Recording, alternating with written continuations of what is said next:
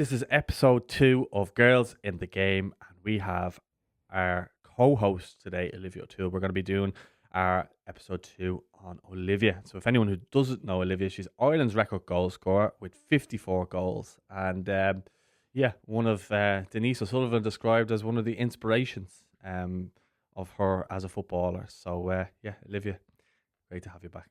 Hey, Paul. Thanks for having me on. Yeah, you got a bit uncomfortable with that intro there, did you? Yeah. But look, now you're episode 2, and I think it deserves a mention. I think for people who maybe don't know, or some of the newer generations, so they kind of get an idea of who you are and what you've done in the game. Because I think sometimes things like this get a little bit forgotten about. You kind of miss that real kind of golden surge of the Irish women's team, and you think of how they qualified for the World Cup and stuff like that. A lot of them players who've came through now have described you and some others from that team growing up and stuff like that as players who kind of laid the groundwork and the pathway for others coming through who didn't have maybe players to look up to as a kid and stuff like that. So I'll take you right to the very start. Right, you've obviously grown up in the inner city of Dublin, where it's a real hotbed of football talent and stuff like that. So talk to me about your upbringing in the inner city of Dublin and kind of your early days. My early days, Paul, I obviously grew up in Sheriff Street in 48, 68, St. Bridget's Gardens and the flats at the time, and then we moved over to the houses. But how I got into football was my father, my dad, he mad Man United fan, and I remember sitting down at 6 years of age, and it was a bit late for me to be up because it was match of the day, it was Saturday night, and my dad just wanted me to see this one player. And this one player was George Best. Mm. And the minute I think he probably let me stay up for about 15 minutes just to see him play. And I went to bed just dreaming of George Best. And it was like the catalyst for me to play football.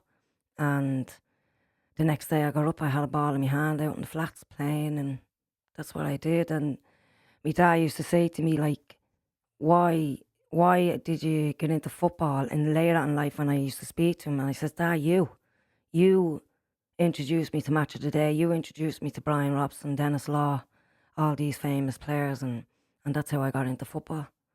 Yeah, well, like you when we were speaking with Denise before, you kind of spoke about your dad and him being that sort of inspiration for you growing up. I think a lot of people who have that football bug, generally, their dad are bringing them to games and stuff like that, or some kind of father figure.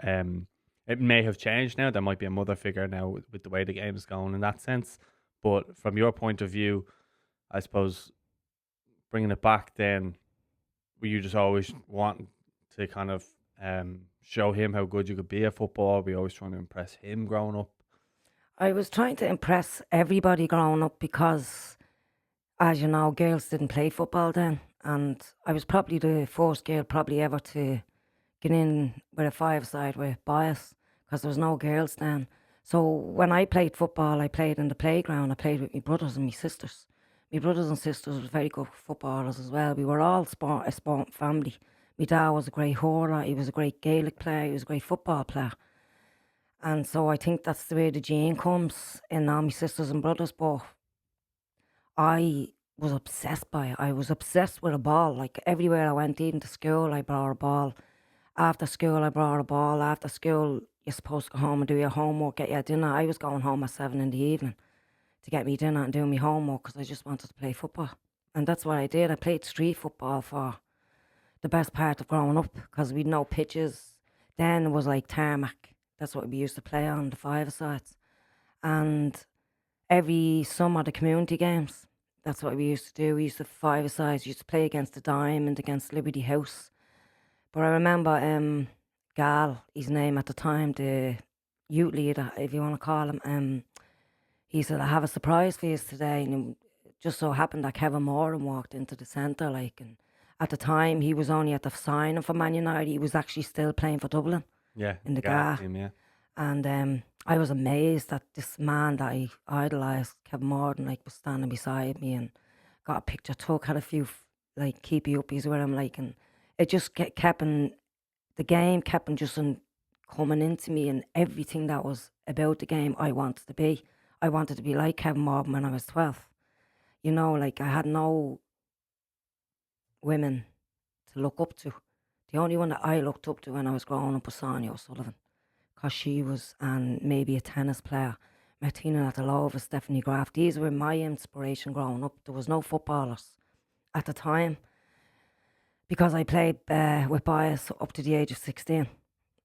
And as I said, I'd nobody to look up to. So when I seen Sonia O'Sullivan running in the Olympics and like winning, and she was an inspiration to me. And Martina Navratilova, Stephanie Graf, all these women I looked up to. But the one woman I hadn't got was a footballer. But these women, what they went through to get to where they are, I looked up to them. Yeah, well, you kind of mentioned there about playing with boys and stuff like that. I think some modern players have done that as well. I think Denise referenced it, and Katie McCabe has referenced it as like it definitely helped their development playing with boys. And a lot of people generally growing up as well, if they've older siblings or anything like that, they tend to kind of tag along with the older sibling to try and see what they're up to or something. Even I did it. I'm not saying I'm a professional footballer, but everyone seems to do it. They go and they play with the older players or whatever. And I think sometimes even when you play with them kind of older players or like that, the pressure's off you a little bit. It's not like you have to prove it to them. It's more you're going to show how good you are, and the pressure's on them, because if you make a fool of them, they look silly. You know what I mean? Yeah, well, my competitiveness growing up and my passion for the game came from my brothers and sisters, because we were so competitive. We played in the flats, and there was 4 poles for hanging up washing. So we used to pick a pole, and we would play there for at least 6 to 7 hours every day, guarding that pole with our life, for the you're out, Auntie's out, Gary's out, Julie. I was always the last left, but I think where I got my competitiveness was from my family, because every one of them played football. Every one of them played in the 5-side. My sister played for Rathfarnham. I think the only person in my family that's not one sporty is probably my eldest sister Debbie and my mother. The two of them, like, Two peas in a pod. yeah, they support us all in everything we do, but there's not a bit of support. Like, Debbie wouldn't go out and kick a ball, like, and neither would my mother. But Julie, my sister, like, me and her was so competitive growing up, and she played for Rathfarnham for a few years for herself. My neck of the woods. Yeah, she actually could have made it, but things went wayward, and that happens. And my brother Gary, my brother Ryan, my brother Lee and Auntie, they were so competitive, and I played with them up to the age of 16, 17, and I got onto a girls' team. And I played, like, with Sheriff, under 10s, under 12s, under 14s, and then under 15s. That's when, like, basically I was told I couldn't play football again. Well, just before you go into that, see when you're kind of grown up and where you're from, like I was saying this to Troy Parrott recently, like there's only a certain amount of things you can do. You're either a footballer, a boxer, and he said, or you could fall by the wayside and end up getting into dodgy sort of business. So was I'm not saying that you fell into any of that sort of stuff or anything like that, but was it hard growing up to be able to just focus on football when you had all those other things, or maybe you had friends that might have gone down that route or something like that? It was very hard, Paul. It was, like, I mean, I've lost numerous of friends to drugs. Because when I was growing up, the in team was you get your few cans, you go down the tunnel and drink your cans and go to the disco after. I wasn't like that. Like, in my early, like 13, 14, yeah, I went. But then I realised that I wanted to play football, and I was very much put under pressure from my friends to go out the weekend, but I had to say no, because I've seen, like, my family, there was drugs in my family when I was growing up, my sister and my brother, but please God, now they're okay. But at the time, that's why I didn't go down that road, because I seen my sisters and brothers and my friends, like, basically dying from it. And when I see my sisters and brothers now better, recovering addicts, and they're doing great, it fills me with pride, because when I was growing up, I worried about them. I was worried about whether we were going to get that phone call. And I always had that thing that I was going to get a phone call. But I always got the phone call from my friend, like Lisa, Rosalind, they all, Livy, you're great at what you do. We're great at what we do. And what they did was went drinking, took drugs, and where I didn't want to do that. But they pressured me into going. But I always had something, an excuse. I have to go and get messages from my ma. I have to go to Fairview to bring the young flat to football. I always come up with an excuse. Because, Paul, at the end of the day, I would not be sitting here with you if I'd have went the other way. If I'd have went left, I'd been probably an addict. I'd have probably shoplifted. I'd probably robbed cars. What they did, the norm in Cherry Street, that was the norm. And when I was growing up as well, there was a heroin epidemic in Cherry Street, and I seen that destroying people, talking to them one week and as a normal person, then 4 weeks later they're in a coffin because of this epidemic. And at 19 years of age, I says to myself, I have to get out of the street because I felt pressure. I felt pressure to go drinking, to take drugs. And as I said, if I hadn't the willpower to say no and go and play football on my own in Fairview Park Saturday and Sunday mornings, I probably wouldn't be sitting here with you. Fair play to you, because it doesn't sound like that was easy at all. You mentioned before we went into that kind of how basically you were told you weren't able to play football. Now, again, you could have easily fallen down a different road. So how did you bounce back from that when you're 15, 16, I think at the time? Yeah, I was 15, going on 16. It was Hugo Richardson. I was playing for Sheriff under 14s or under 17s in Phoenix Park. And I went up for a ball with a boy, and whatever happened, I busted his nose. And around the commotion of it, they realised that I was a girl. So they asked the referee, why is she playing? She can't be playing on this pitch. And the referee, he didn't know what to do because there was no actual rule, whether I could or whether I couldn't.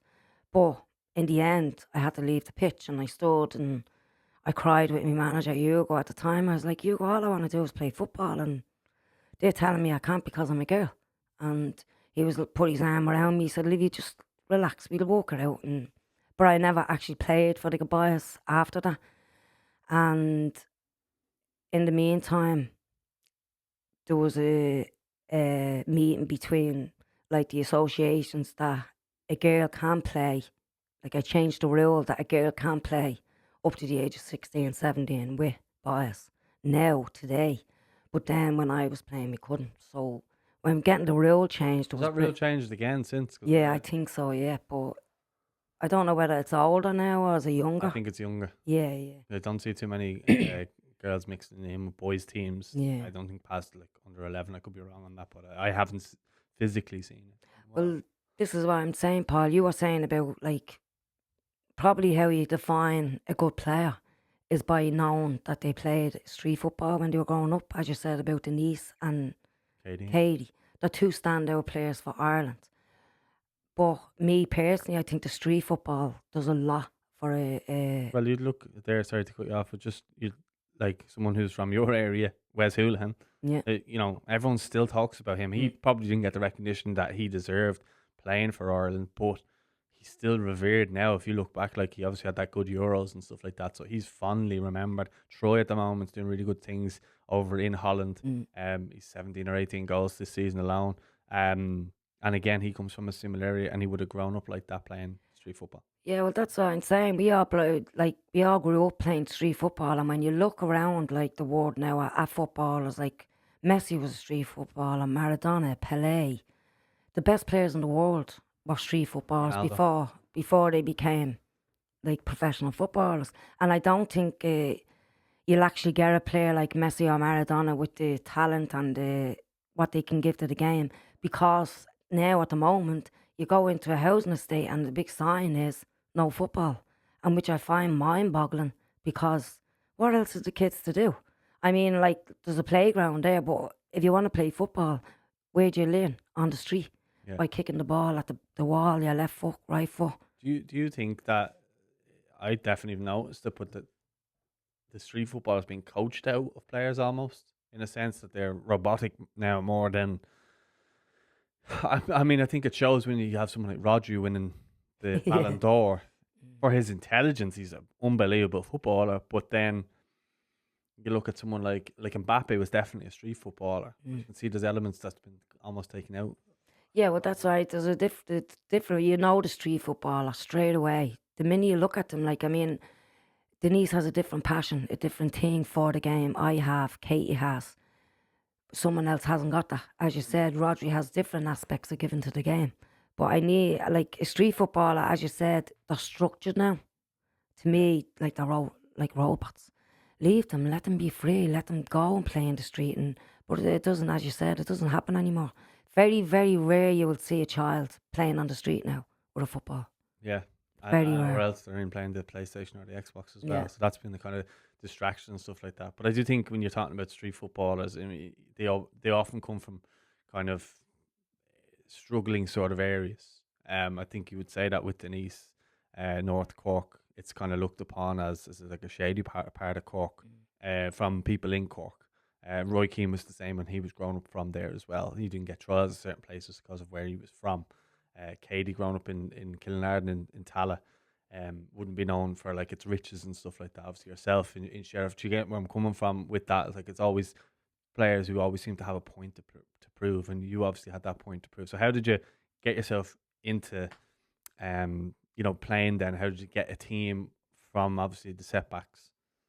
Well, the first thing I had to do after I was told I couldn't play with the boys was find a girls' team.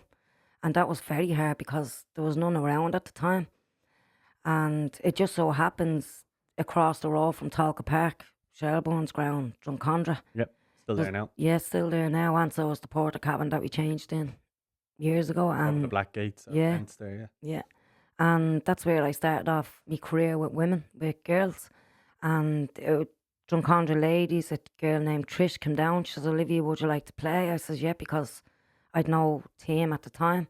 And I went down to Drumcondra ladies and I was like gobsmacked. I was like, these girls can actually play like me. You know, because I didn't see girls like playing. Well, there was like, can I just get the year around this is, because there's no social media. It's not like now where you can go into a group and say, how you come down, enjoy, like, which is great, the benefits of social media. But back then you didn't have that. So what kind of year are we talking there when you maybe would have joined? Just roughly, it doesn't have to be exact year. I'd say 88, 89. Okay, yeah. I was about So when the men's Irish team were kind of booming at that stage. yeah, around the the Jack. Yeah. That's like, and that's how her name was Trish. She worked in the Foss and she heard about me playing football and she actually came down to my mother's house and knocked on the door and asked me would I go up, and I went up and these girls were all in their 20s and 21. I was only 16, 17. I was in awe. I was like taken aback. I couldn't believe these girls actually played football. And when I started playing with them, it was like a big lift off my shoulders. Like, you know, I actually have somebody to play and be on the same wavelength as me and want the passion for the game and want to, you know, just play football and be happy. And then Drumcondra ladies did a lot for me, like with me confidence, with how to go about playing football, how to go about getting on the Irish team, and like these girls were all in, as I said, in their 20s and 24s, and they were all adults to me, but they always looked after me. Like if I got a hassle on the pitch, they'd be the first to, you know, look after me. Was there many teams that you would have faced? Because you just said obviously it was so hard for you to find a team, so like in a league or anything like that. Well, I think the girls' league at the time then probably consist of 6 teams, and it'd be Elmroe. Very small. Like. Yeah, very, very small. I think we used to play each other 3 times over the course of a year and of the season. And it was Rathfarnham, Elmroe Rovers, Belvedere, Stella Maris, Grange Woodbine. You know, there was.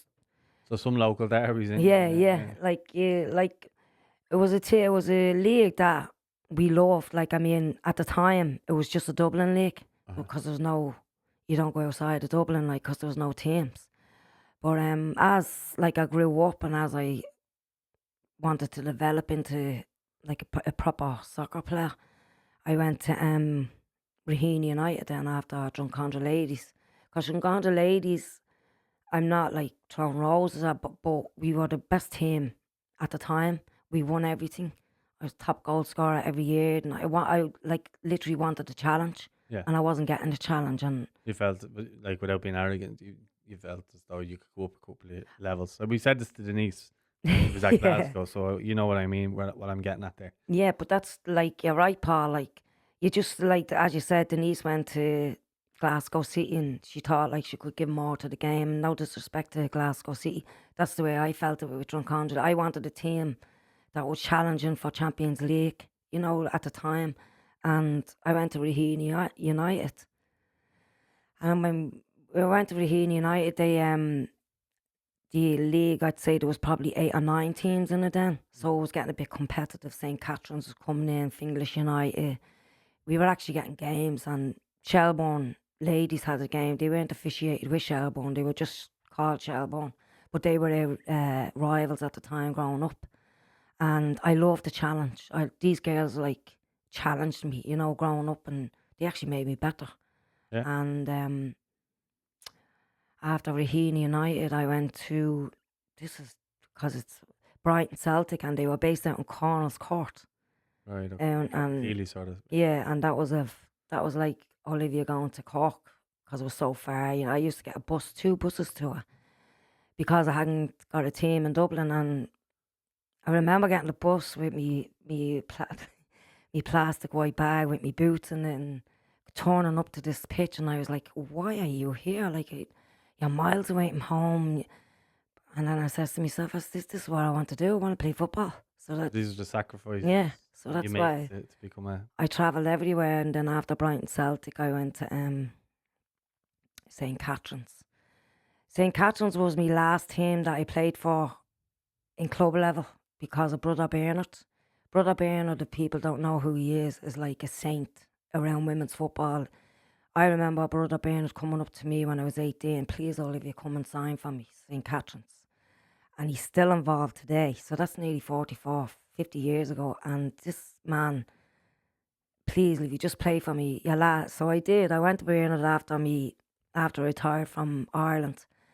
And we actually won the league, and we won the LFAI Cup for him, and we won a few bits for him, and I loved the fact that I made him happy for me to sign for his team, and also to win the league and win the LFA Cup, and we actually beat Peamount 3-2 like to win the LFAI Cup, and we won Shelbourne 4-2 to win the league, and I never forget the smile on his face, and he was so proud, and that made me feel good. Not the fact that we won the league, because I was at the winning leagues, I was at being top goal scorer, won awards with Ireland, but just to see this man's face and what he did for the team and for the women's football over Ireland, I was delighted just to win him the league. Mm.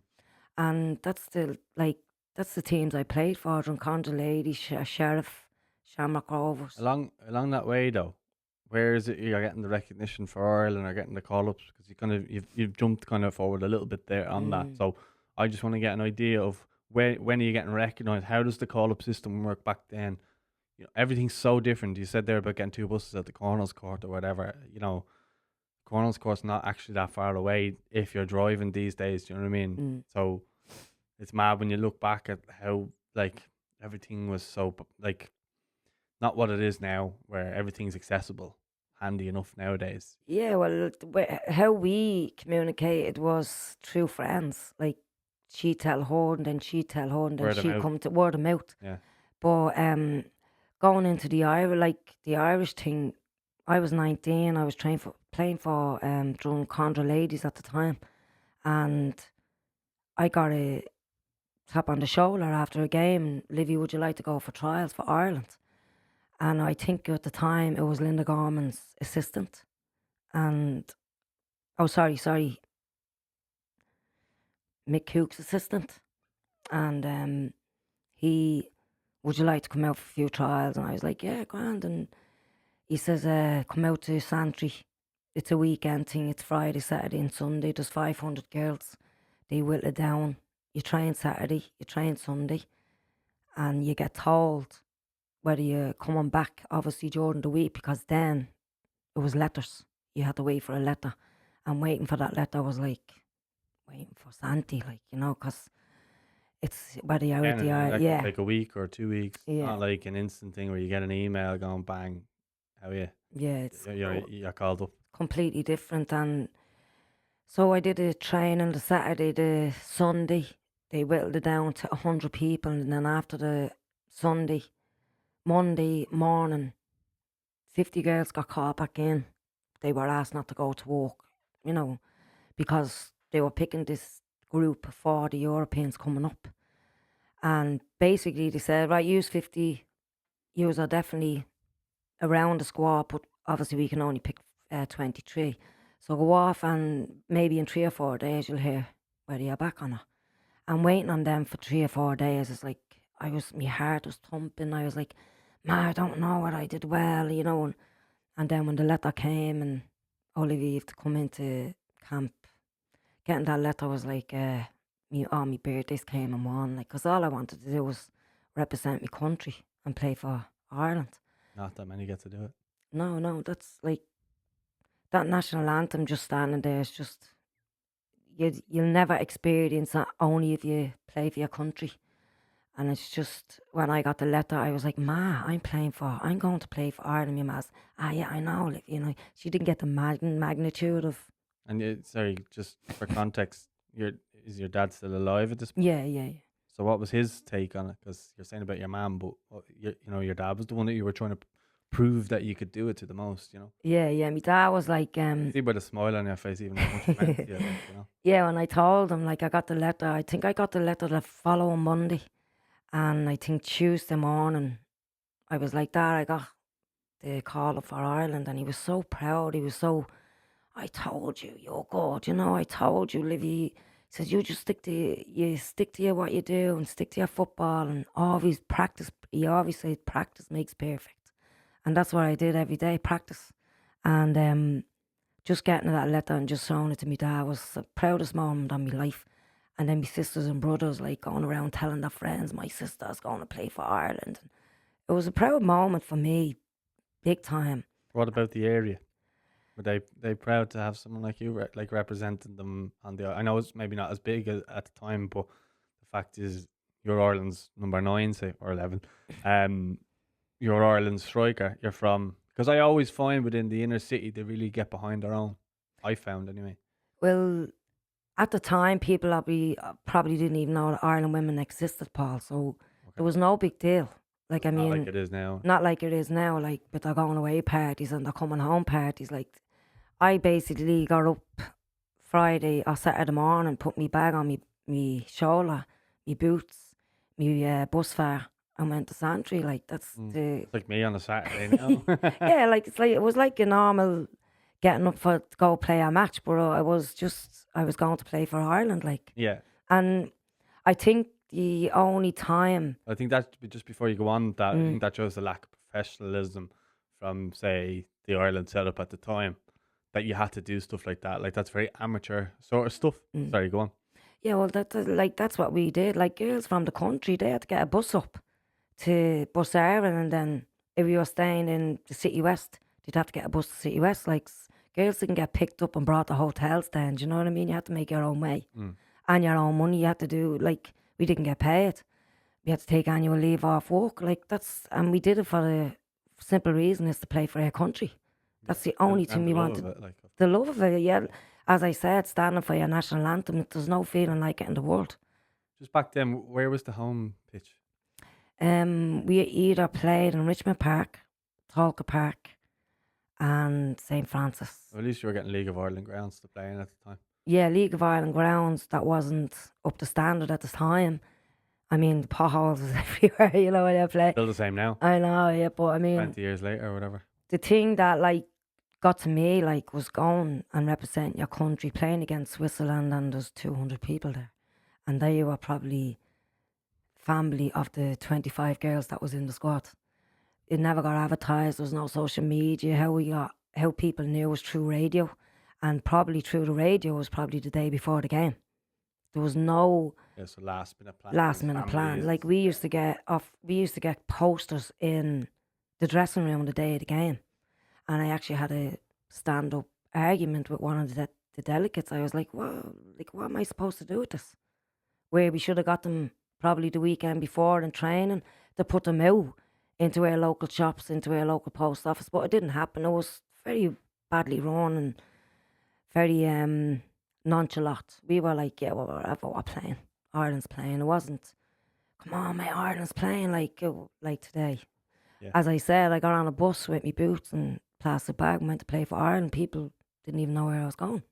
But do you not, like, I know that's very, very frustrating, and it probably is frustrating as well. The fact of the matter is that, you know, with the way things are now, you probably grew up in the wrong era. But at the same time, without your era, there might not be the growth now with the Irish team. Do you know what I mean? So it's kind of in my way, in my view, I kind of look at it as frustrating for you and the other players of that kind of era growing up, where you've obviously forged the path way for girls now to be able to play, and probably people don't know that, except the players. Obviously, I know Denise recently giving you credit on social media as the top goal scorer. The FAI, you know, putting out a post with you obviously as the leading top scorer, but I don't think a lot of people know the kind of background of that. Yeah, but the like the FAI thing is good. All that, the thing that I like gets me is when an actual player comes over to me. Like And Scotland when we qualified, that was yeah, a lovely moment where Louise Quinn came over to you, Denise came over to you, Diane was there, like all the players came over, they ran to you, they ran to Emma Byrne, and they were crying and celebrating and hugging and smiling, and you know, it was great to be there and witness it and see it, and how much they appreciated you guys and what you guys had done. Anya Gorman was there as well. I think she was playing that night. But that type of thing where you would have played with these types of players, I think people might not even realise that you would have played with Katie Taylor as well. But we'll come back to that in a few minutes. yeah. Well, the thing that with me was when I go to matches and like the likes of Louise and Neve, they come Niamh over. Fahey, yes. Neve Fatty, like Neve always says to me about the day we played against each other, and I never forget, Livy, what you did and what you says to me. And I Not have Louise, no, for Peamount. Louise and Neve. Oh, okay. So, yeah. Like, I remember the story you told me off air. So, yeah, I was yeah. checking. But Louise remembers me going up to her herself during the game and me telling her to tell her player where to play and what to do during the game, and she was gobsmacked by it. Like, she was gobsmacked that I stopped during the game to tell her one of her players has to do this for us not to win, basically. And Louise was like, Livy, thanks very much for the advice. And this was like 20 years later, Louise is saying this to me, where I forget that I was at the saying that to her. And things like that gets like that. I appreciate that. And as people say, we forged a way for the girls that's in football now. But me personally, it'd be the girls coming up saying something like that, what Louise said. And, Hits home then. you know, like I actually did make a change. You know, I feel like I did something, you know, like change the girls equal pay, you know, just to make things better for the girls coming in the generation after us. The mentality. Yeah. Well, talk to me about that then. The equal pay, all that sort of stuff. Trying to make it maybe an even playing field. Yeah, well, the difference between when I played and the girls playing now, I wasn't allowed to keep my jersey. I wasn't allowed. I didn't get paid. I had to travel to try to train and make my own way. The I, tracksuits as well. I wore Paul McGrath's tracksuit, too big, rolled up 60 times on my hips, and we probably wore the men's jerseys as well when we were growing up, because there was no such thing as women's figured in jerseys, no women's fit. But I didn't care. I didn't care whether I'd roll the tracksuit bottoms up 60 times. I was representing my country.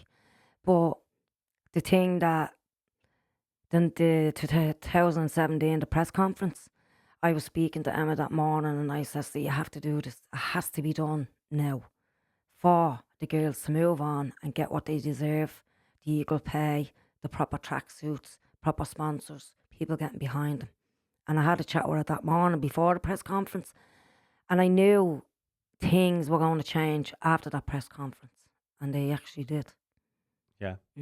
Well, when you kind of look at how far it's even come from then, I mean, it was a million miles away, and that was 2017. So I can only imagine how kind of growing up, how kind of far away that is. But talk to me about your some of your favorite Irish memories playing for Ireland. Gary Spain, a good friend of mine who would have followed the team quite a bit and still does. He goes to all the men's home and away and women's home and away games. But he referenced a goal he scored against Spain, for Ireland, back in '91, I think. Yeah. But he was going on about how that goal was, and was it a win, 1-0 win? Mm. And basically that I think that's the only time we've scored against Spain away, and yeah, you got the goal and stuff like that. So talk to me about maybe that goal, maybe that game, and some other games that stand out for you.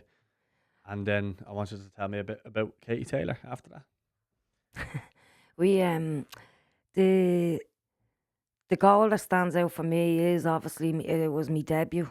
I was getting picked for Ireland. It was 1991. I think I was 21 years of age, and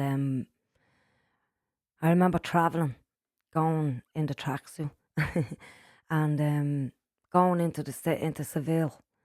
What struck me was 7,000 people in the stadium, and every single one of them had a flag, and a Spanish flag, and one of our delegates was in the middle with one flag, an Irish flag, and that flag being in that crowd on its own just filled me with pride. I was like, that little flag amongst 7,000 people, and we're standing here and we're facing that flag in their national anthem and playing.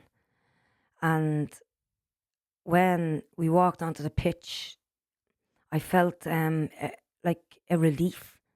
I felt like this is me. This is what I want to do. This is what I want. I want this. I want crowds. I want to be playing.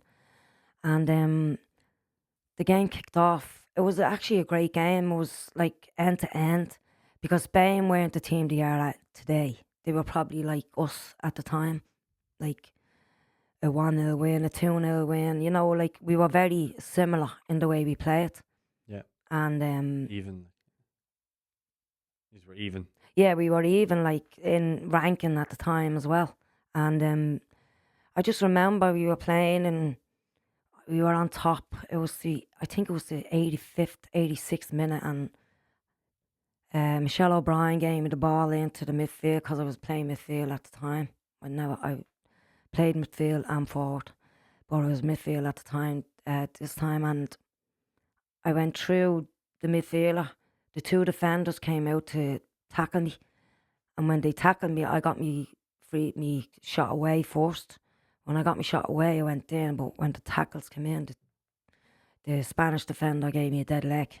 So when I scored, I actually couldn't get up and celebrate, and but all the girls was all on top of me, and I was like, and they were like, "Yes, Livy, yes." And all I know was that the ball went in, but I was down, and when I got up, I could not. My leg it was dead, completely dead. And Linda was like, "Do you want to come off?" I said, "No, I don't want to come off." I said, "Like 6 minutes left. I'll run it off." But I celebrated when the game was over. And then somebody says to me, "Olivia, that's your first win away in a European game, a World Cup game, any game away. So like you've made history." And I was like, "What?" And they were like, "Yeah, it's the first time Ireland's ever beaten a European team away. The women, A though. women's Yeah. European team away, 1-0. And I was like delighted, like, and, a bit of history. But I actually didn't get the magnitude of it until I got home. Because when we got home, there was a few little press, and Gary was probably there. There was a few press people and a few fans with the flags and wishing us, like, for us to come home. And I've never experienced people waiting for you coming off in an airplane, like playing for your country. But that's when I knew the magnitude of what I just did.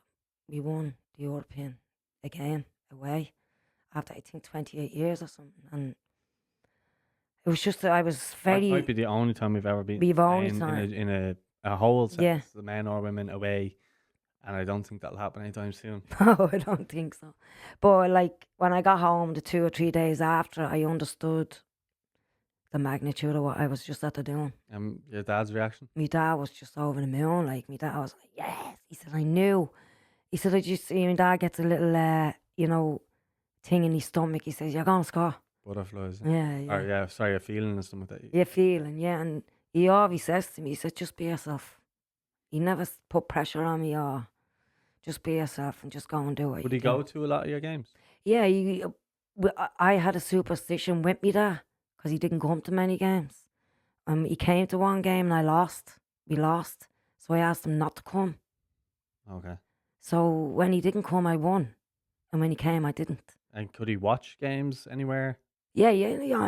Eurosport used to show the games Right. then. Okay. So Actually, when not, Eurosport just I think the other day they're gone. that's The it. channel. But yeah, I seen that. R.I.P. Yeah. Eurosport, because that was a Yeah. brilliant channel. Used to watch a lot of stuff, beach football and all. Yeah, growing because up they there. didn't just show the normal Yeah, sport. I used to exactly, watch yeah. Eurosport growing up as well. It was a great channel. That's interesting. So he was able to at least watch you. Yeah, he used and you to. knew that he was watching you. The last game my dad came to watch me was Ireland against Arsenal, ladies, in Dalymount Park. What year is this? Roughly. Roughly early 2000s. Okay.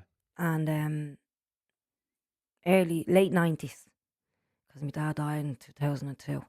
And I remember going up against Anita Shanty. She played for Arsenal at the time. She's a TV presenter now. And I remember looking and going, oh my gosh, she's so big. Like, she was built like a tank. But I ended up taking her on, and I scored a winner. We won 1-0. And that was the last game my dad actually seen me physically play. And he was so proud when I came off the pitch, because there was me ma, Debbie, all my sisters and brothers, my friends, and every single one of us just got into a huddle. Like, and my dad got into the middle of it, and he says, you did it. You did it. You scored. You won the game. He said, but you can't score without a team. And my dad always emphasised that. You can't score a goal up front on your own, because it has to come from the keeper, the back, the middle. So it's a team sport. Mm-hmm. And he always emphasised that it's not an individual sport. But he was so proud that I was at the winning, like against Spain and against Arsenal. They're the two games that he watched. Two games that he was at was Croatia in Richmond Park and Dalymount Park, Arsenal. And obviously you mentioned like he's basically your idol growing up Mm. in terms of from a football perspective. I know you're really close with your mum as well. But when you talk about fulfillment in terms of what you got out of your career with Ireland and stuff like that, obviously it would be a lot different now. There'd be more magnitude about it now. But from your own perspective and him seeing those types of moments, you must be very proud of yourself to see that side of it, where he got to see you do those type of moments. I'm not sure when you finished up playing. 2007. Okay. 5 years after. Yeah. I'd say, like, my dad seen the majority of me playing for 20 years. Yeah, but he would have seen you in your prime. Yeah, absolutely. Yeah, I was in my prime. He used to say to me, our prime is like 21 and 22, but also skip that and you go up to 27, 28. They are prime years. And obviously it's different now with the way diets are and all that. Yeah, but 21 was when I scored against Spain. And 28, 29 is when I won numerous awards for Ireland. And he was around to see it. Like, he seen me get my first Ireland Player of the Year award, but wouldn't come to the awards. He wasn't a suit man. He didn't do the official. My mother came with me and my sister and my friends, but he didn't do. My dad rather sit at the bar and watch the RT Sports and be proud with his friends sitting beside him saying that's your daughter, like. And also my brothers and sisters, wouldn't be able to do. They'd be watching it on the telly and. Like, they used to show it on RTE, the awards. The awards, yeah. And like, just like that, like, they love me and they're so proud of me. Like, every day, if something comes up on social media, I'm on Olivia, we love you, you're the best, you are my inspiration growing up. My brother and sister saying that to me it's huge. It's an honour. Yeah. Talk to me about your relationship with your mum then, because you've mentioned obviously your dad being the one that you want to kind of almost show impress, but obviously your mom's a huge influence on you as well growing up, because she's your mum. Yeah, well, You know. the two of them really were, but as I said, my ma wasn't a sporty one, my dad was. So my ma go up and bought, my ma went up and bought me my first pair of football boots. You know, like stuff like that. My first pair of shorts, my first socks. Mm. I'm Me just saying this because I want to give your mum the flowers as well as your Oh dad. yeah, I So I know. I'd be battered if I don't say think. it. But she know, like my ma would make sure that I had my kit bag ready. What me and my ma has an ongoing thing about me and football. I, if I was going training, I take a shower before I go, and after training, I take a shower. And she just thought it was, what are you doing taking a shower before you're going? It was just a thing that I did. But Ritual. me ma couldn't get her head around it. You know, you're gonna go training, you're gonna get dirty, and you're gonna have another shower. And I was like, but ma, you have to make sure you like you don't want to be running around against an opposition, and that opposition thinking yeah, smell off you, you know, like you're dirty.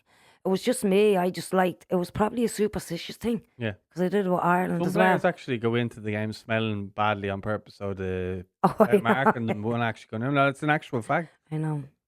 I've been up against one or two girls, and I won't mention names, but my God. And all right, you don't want to be near them at all because Yeah. they smell Smell so them, yeah. bad, yeah. But like that, like me ma looked after me shower stuff, me case, me towel when I was going away with Ireland. All these little things add up. You know, like I didn't have to do it. If I had to do it, I'd be probably panicking. And me ma used to just make sure everything was all right. She was so proud of me. And still to this day, my ma's my best friend.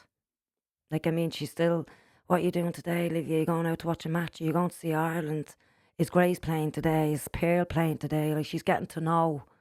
Are you going up to Shelbourne, my local team? Like, Yeah, but see the way you said she wasn't interested in sport, but oh, now, she is, you know. Yeah. now, I know even in the most recent Ireland game, you were telling me that she was talking about different players and stuff like that. So you've given her that.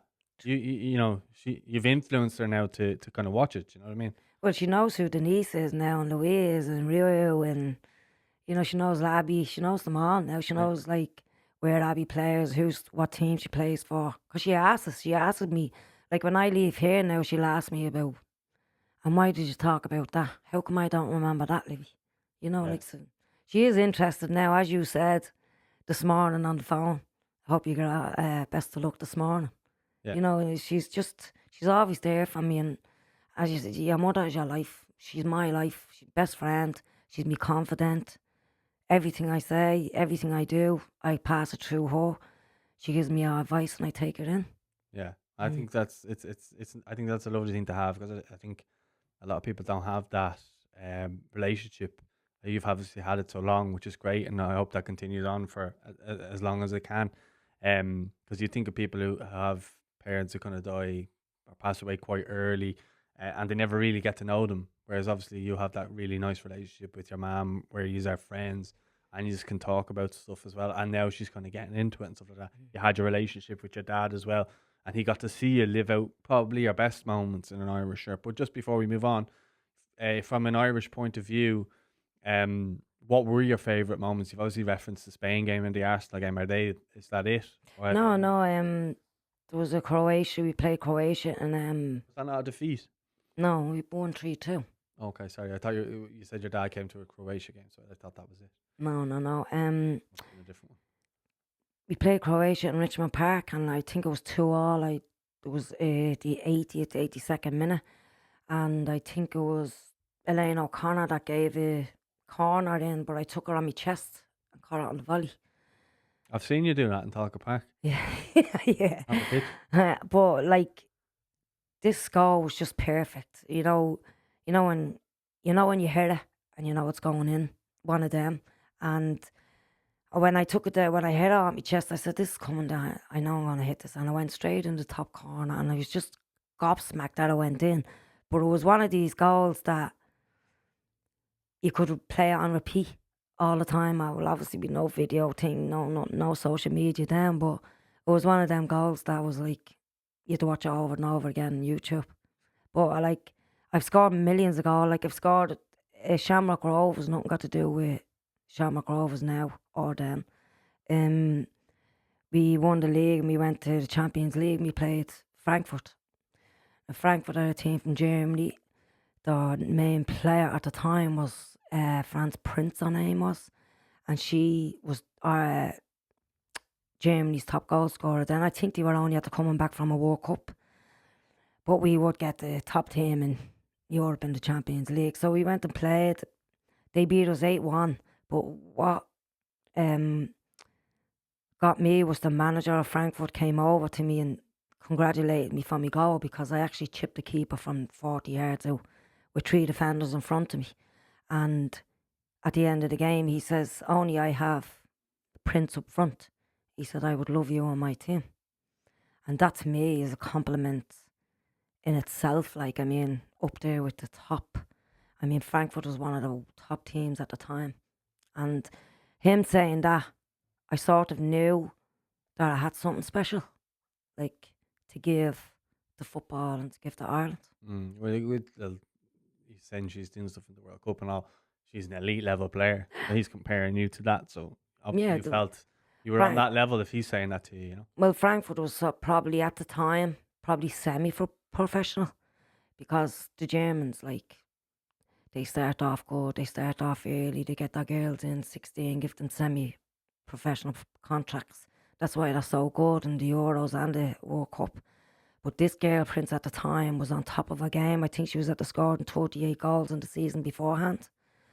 So, and they were one of the top teams in Germany at the time. Yeah. When you look back, obviously I mentioned that you played with Katie Taylor. Some people don't know that she played football. How good was she at football? And I know from meeting her, but I only met her briefly for a small sort of interview for 5 minutes. She seems like the loveliest person you'll ever meet. What's she really like? Because I've only been around her for 5 minutes. Say. Well, as you said, the loveliest girl you could meet. Katie, to me, is the most humbled person you will ever meet in your life. This girl could have 2 pence and be the same person. She could have 2 million and be the same person. This is where she stands out, I feel. And to me, Katie could have been another Denise O'Sullivan. She could have made a professional career in football. But I remember speaking to Katie. We were in Portugal at a tournament in March. I think it was around 1998, 1998, 97. We used to go to Portugal every year for a tournament. And I remember having a chat with her, and I was like, because Katie get up 6 in the morning, go for a run. This is away with the Irish team.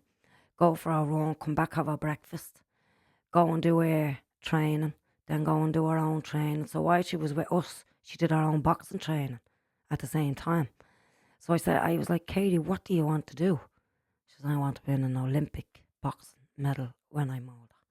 And I said, but at the time when we were speaking, Olympic girls in boxing even girls in boxing was unheard of. And she says, oh, I will do that one day. And she actually told me that then.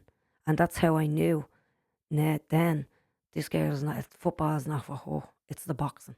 She wanted to make a difference in boxing. She knew there was girls on the team, football, that could make a difference. But she knew there was nobody there for boxing. And I think that's why she did it. She wanted to do it for girls to get into boxing. Because, as you know, she fought under a different name, a boy's name. She wore the hat to hide herself. Like myself, playing football with boys. But I knew then that this girl was going to be a world champion. She oozes confidence, but not cocky confidence. She oozes self-belief. Yes, she oozes her self-belief and what she can do in her own body and what she can achieve. And that's stood out for me then, and it still stands out to me today. Yeah. Her humbleness, her confidence, her ability just to get in, go off the radar for 9 to 10 weeks in Connecticut when she does, and then just come back and then just explodes into the boxing ring.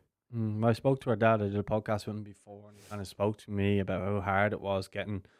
I think the FAI were going to block her playing for her at one stage if she did the boxing, or else. No, sorry, actually, it was the other way around. If she continued playing the football, the boxing. Well, they basically the version of the FAI in boxing wouldn't allow her They the basically box. gave her an ultimatum, either the boxing or football, Yeah, that's it. and she Chose boxing, chose boxing. and then she got in. She had to do a couple of say exhibitions to get in to prove that she could do the boxing with people on her level or whatever. And then she got in, and then ultimately, again, we're talking about kind of players breaking boundaries and stuff like that and forging paths.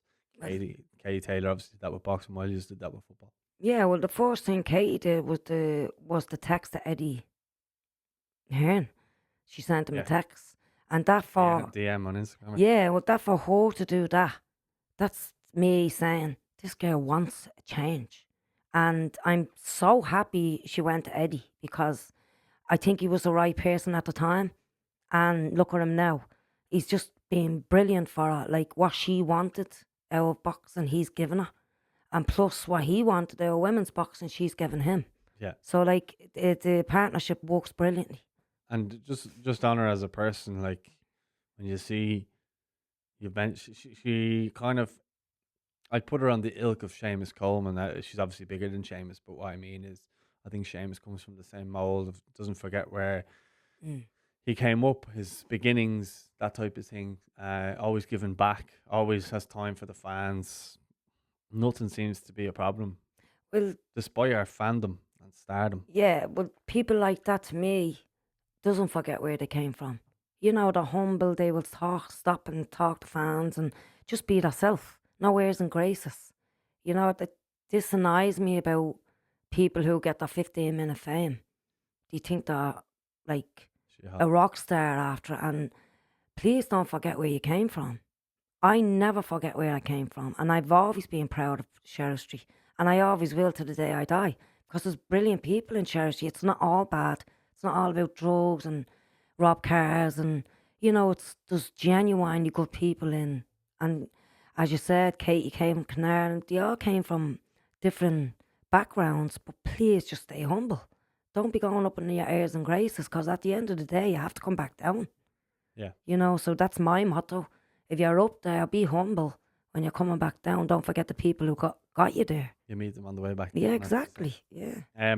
Yeah. Well, look, I mean, when you look back on I suppose your football career, um, how do you look back on it? Are you fulfilled? Are you happy with how things went? No.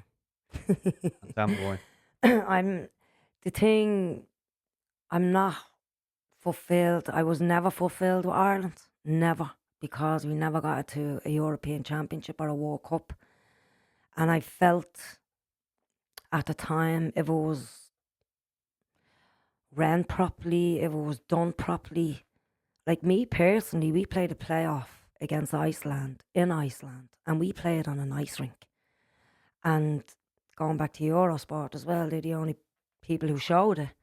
And when I got home and looked back at that game, in today, there's no way that game would have went ahead. No way today that game went ahead.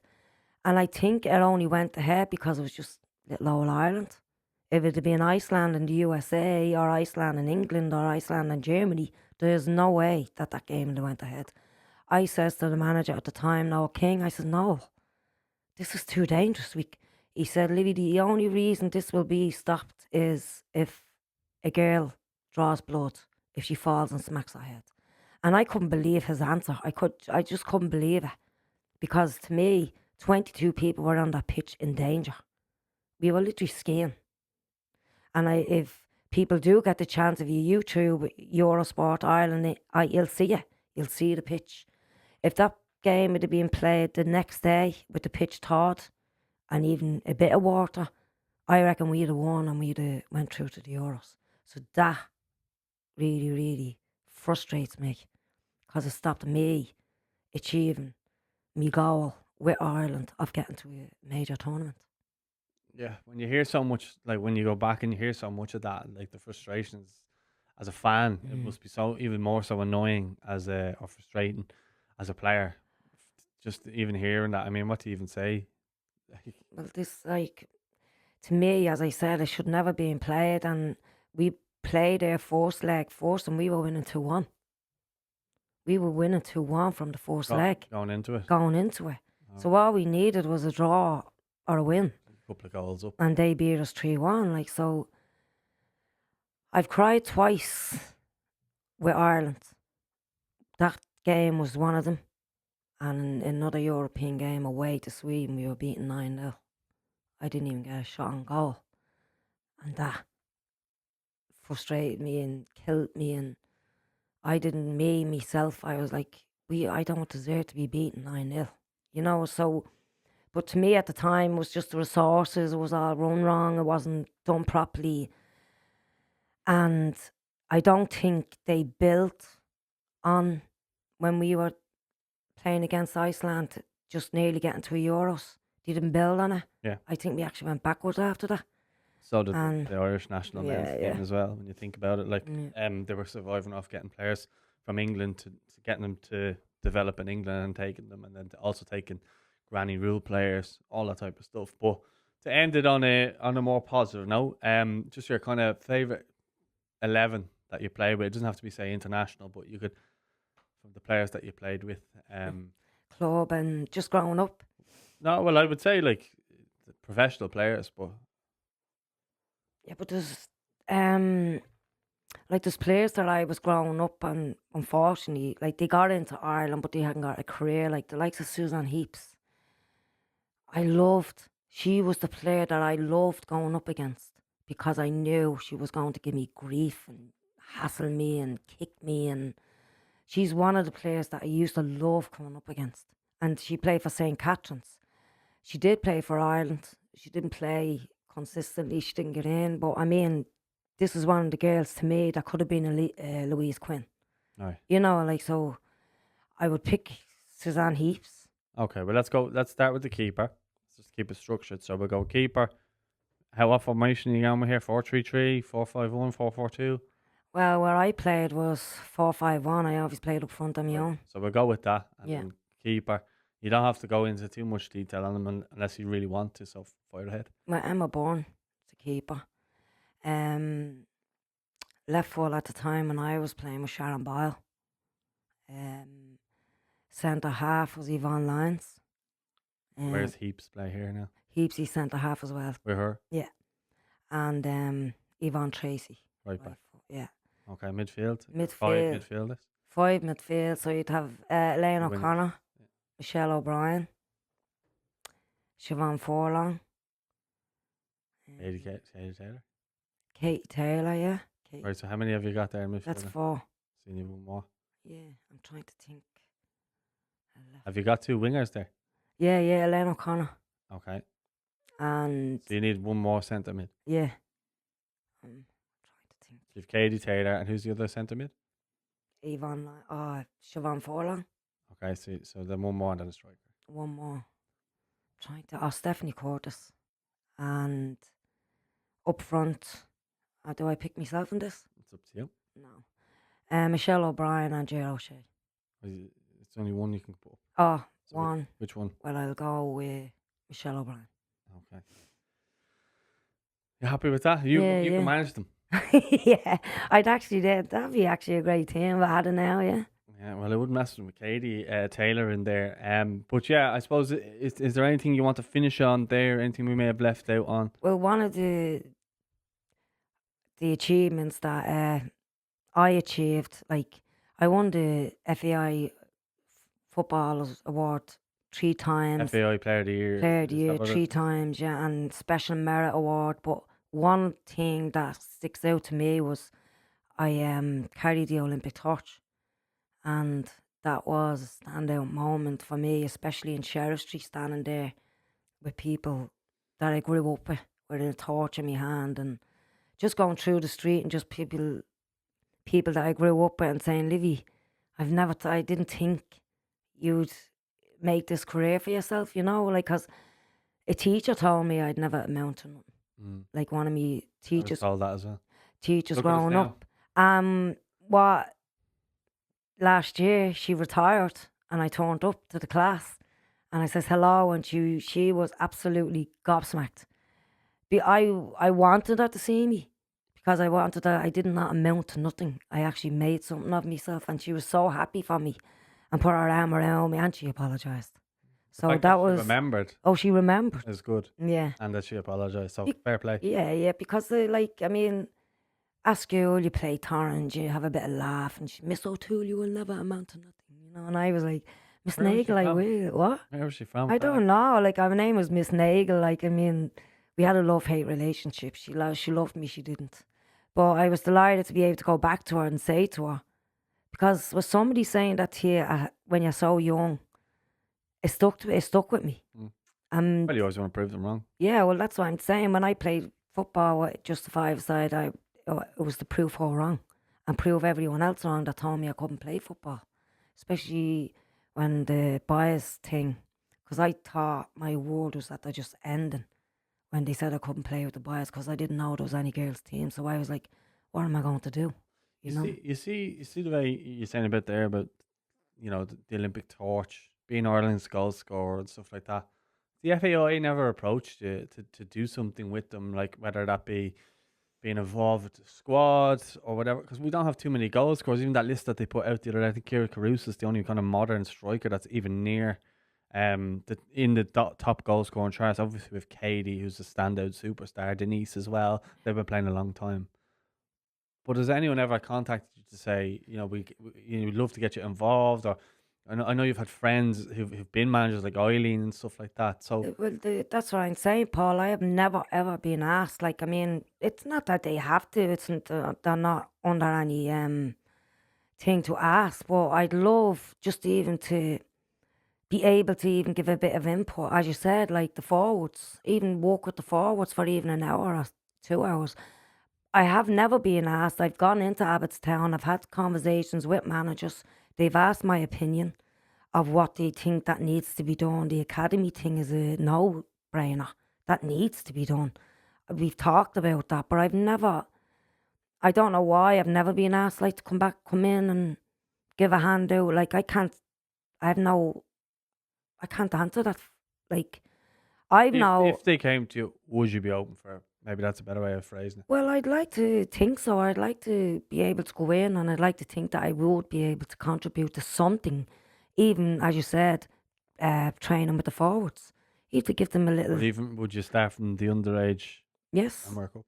like that's how you do. That's why you woke up your coaching career. But unfortunately for me, when I stopped playing, there wasn't opportunities now that there is for girls. So that's why I didn't get into the coaching. So it wasn't there for me. Basically, you would have gone into the coaching. You would have been back down, priced out of it, Mm. and obviously you work and you have a full time job. So for you to go and chase a coaching career now, you'd have to take time off your work to do it. So that's why obviously you haven't gotten into it. Yeah, That's no, basically what I'm seeing anyway. yeah, well, I can't turn around, go into work and say, look, I'm off for a week, I'm doing my UEFA. I can't Yeah, do that. I have to give them 2 weeks notice and blah, blah, blah. But I would just like, for the years that I've been retired, I would just like to think that the FAI thinks something of me and just even like, would you like to come in, Olivia, and just see what happens? If it doesn't work out, it doesn't work out. yeah. So it's not a given thing, but I mean, like, I would like to having had some input into the girls years ago and today, and Mm. But you know, it's a common thing that ex players would go and watch. You see it a lot at club level. Over in England, like I support Everton, but I see a lot of ex players being brought in, just showing how they're training, this and that. Upcoming coaches looking to see, like, formulate ideas and stuff like that. So it is common enough that players will be brought in. yeah, it's common enough, but it's just for some reason I've never been. I don't know what I like. I can't answer that question because I've never been asked. I've never Mm. been approached. As I said, I've spoken to numerous Ireland managers, met them in offices, and they're asking my opinion of what needs to be done with the girls. But it's like it's done in the office, and people don't want to know that's out that Behind I closed was doors. in, and basically this is Livy's idea, but it's not. It's ours. But I've been in Abbottstown with two managers. I give them my opinion. I get them like what needs to be done. And I'm so glad all these academies are up and running because they were so missed. And I was asked that question, what is needed? And I said, academies. They have to have academies. Like the Germans, like the English. They've all have academies, and like what Rue said, we've no infrastructure coming up for the seniors, and we need to get that under 23s up and running as well for the girls, because it stops at 19. Yeah, You know, they've so got a what that pathway to yeah, you for the on. pathway to get into the seniors, it needs to be looked at. Yeah, I agree with you wholeheartedly. We're basically coming to the end there now. So, if there's anything more that you feel that anyone should know on your journey before we wrap it up? Well, my journey was one of fulfillment. Well, you said it wasn't. Well, majority of it was fulfillment. I mean, playing for my country. Yes, Like, I mean, getting up at 6 o'clock in the morning to go to Wales. it was all worth it. It was all worth it. It was all, I'd do it all over again. Mm-hmm. The only thing, as I said, I didn't achieve what I wanted to achieve, and that was to get to a major tournament. The biggest major tournament that I probably did see, and it wasn't a tournament, it was just a game. It was America, and we were playing America in San Diego, and there was 20,000 people there. And I was overawed at that. So that, to me, was probably my little World Cup and my little European Championship. So that would be probably the biggest. But I think you shouldn't look back with too many regrets. I don't think you do. Oh, I have no regrets whatsoever. Well, maybe only the qualifying, but other than that, Yeah, well, the regrets, like regrets, as you said, not getting to European champion or not getting to a World Cup. But I've actually no regrets about travelling, about food being late, not getting any jerseys. It all comes with the theory at the time. Like, we'd nothing, but we absolutely loved playing for our country. yeah. I think we'll leave it at that. Thanks very much, Olivia. So anyone who may not have known Olivia's story, you know it now. So make sure when you're up and you see her around and about that you make sure you go over and get your picture taken with her and so on and so forth. And anyone listening to the FAI who thinks that Olivia should be brought in to maybe help out or be brought in to have a look at how things are run, get in touch. But that's it for today, episode 2 of Girls in the Game. We'll leave it with you guys. Don't forget to like, subscribe, and we'll talk to you soon. Take care.